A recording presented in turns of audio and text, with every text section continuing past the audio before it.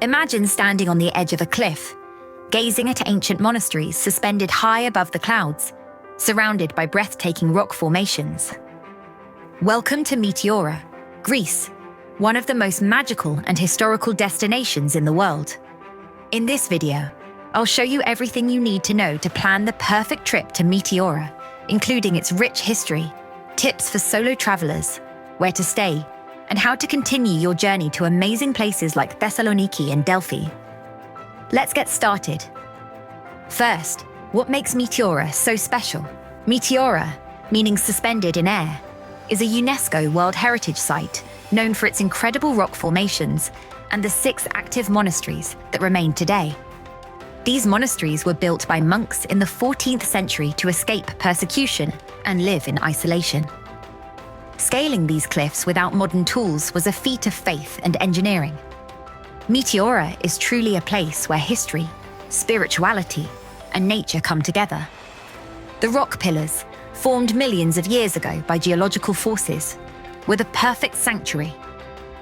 At one point, there were 24 monasteries here. Today, only 6 are still active, offering a unique glimpse into the lives of those who lived and worshipped in such a remote and serene place. Standing here, you can almost feel the history in the air. And knowing these structures were built without modern tools makes them even more awe-inspiring. Meteora is located near the town of Kalambaka in central Greece.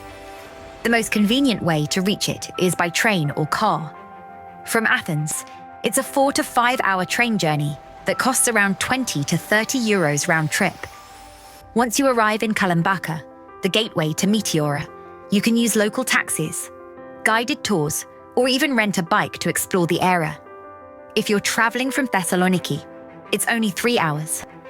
A car is a great option if you're comfortable driving, but the roads around Meteora can be steep and winding.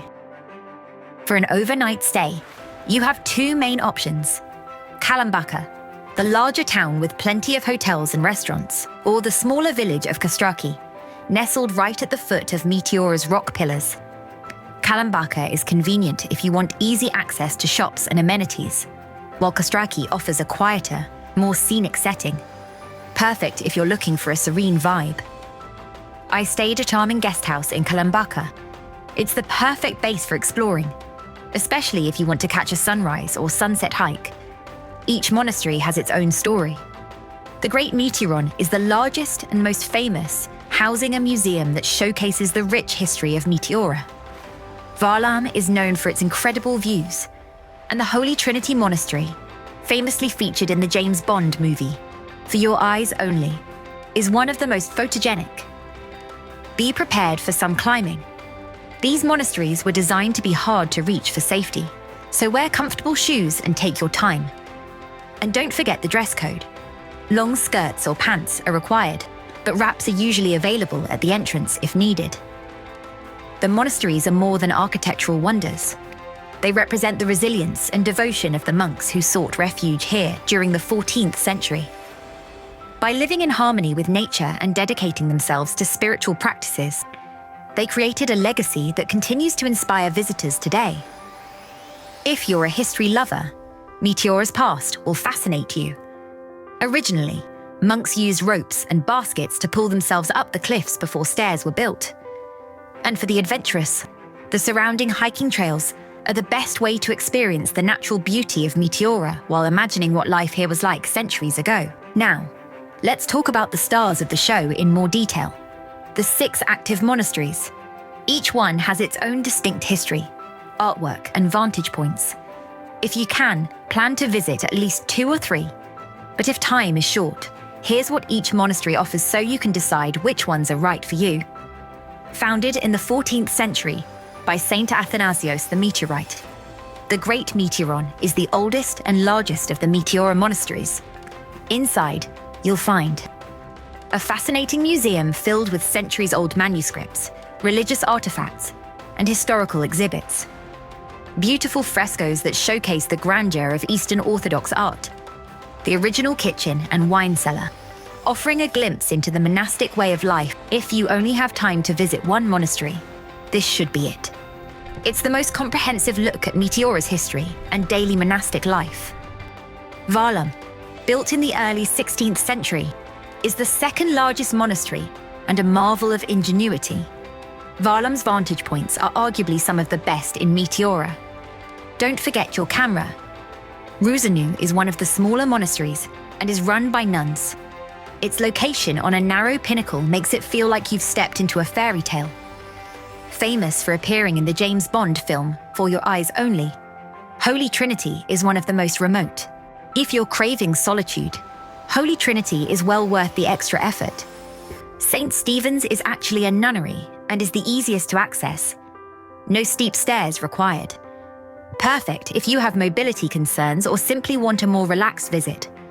St. Nicolaus Anapafsis is typically the first monastery you'll encounter on the road from Kastraki. This monastery is a prime choice if you're short on time or just starting your exploration. Each monastery charges about €3 for entry, and you'll need to bring cash. Remember to dress modestly.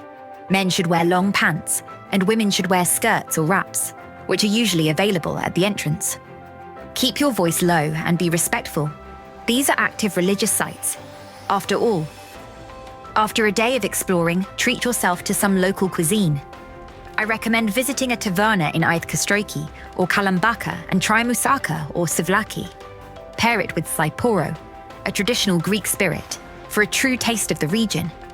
In terms of when to go, Meteora is stunning year-round.